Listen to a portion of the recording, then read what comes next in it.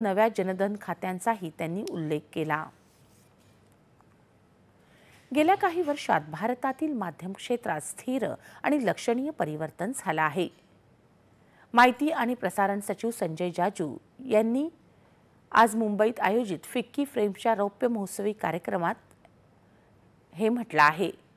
चित्रपटांनी भारतीय कथा जागतिक प्रेक्षकांपर्यंत यशस्वीरित्या पोहोचवल्या आहेत आणि भारताच्या कथा जगासमोर मांडण्याची प्रचंड क्षमता भारतीय चित्रपटांमध्ये आहे, असे प्रशंसोद्गार त्यांनी यावेळी काढले। जाजू यांनी यावेळी भारताच्या माध्यम आणि मनोरंजन क्षेत्राला आकार देण्यासंदर्भात भूमिका मांडली। तसंच भारताची सॉफ्ट पॉवर जागतिक स्तरावर मांडताना निर्माते आणि राष्ट्रांना जोडण्यात प्रसारमाध्यम आणि मनोरंजन उद्योग महत्त्वाची भूमिका बजावतात, हे पंतप्रधानांचं मत त्यांनी अधोरेखित केलं।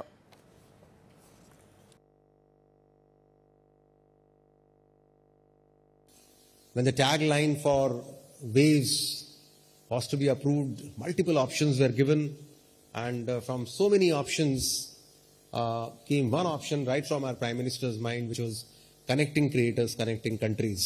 So he actually considers media and entertainment to be pivotal to not just connecting the creators that all of us are sitting in this room are, but at the same time it also is a way to connect the countries, and in a sense it's about spreading the soft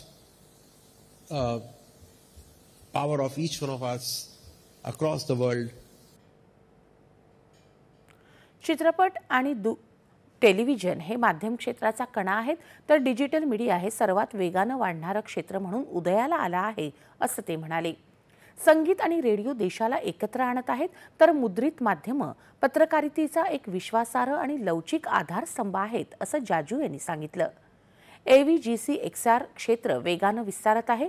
हे क्षेत्र दरवर्षी सुमारे 30% दरानं वाढत आहे आणि भारताच्या सर्जनशील अर्थव्यवस्थेसाठी आघाडीचं क्षेत्र बनण्याची क्षमता यात आहे, असं जाजू यांनी नमूद केलं। या क्षेत्राचा विस्तार होत असताना वृद्धी आणि जबाबदारीचा समतोल साधण्याचं महत्त्व त्यांनी अधोरेखित केलं। आशयावरील देखरेख आणि पायरसी विरोधी उपायांवर अधिक लक्ष देण्याचं आवाहन त्यांनी यावेळी केलं। या सत्रात राज्याचे सांस्कृतिक कार्य आणि माहिती तंत्रज्ञान मंत्री आशिष शेलार, अभिनेता आणि फ्रेम्सचे राजदूत आयुष्मान खुराना, फिक्कीचे वरिष्ठ उपाध्यक्ष आणि RPG ग्रुपचे उपाध्यक्ष अनंत गोयंका आणि इतर मान्यवर उपस्थित होते। मुंबईत आयोजित फिक्की फ्रेम्स या कार्यक्रमात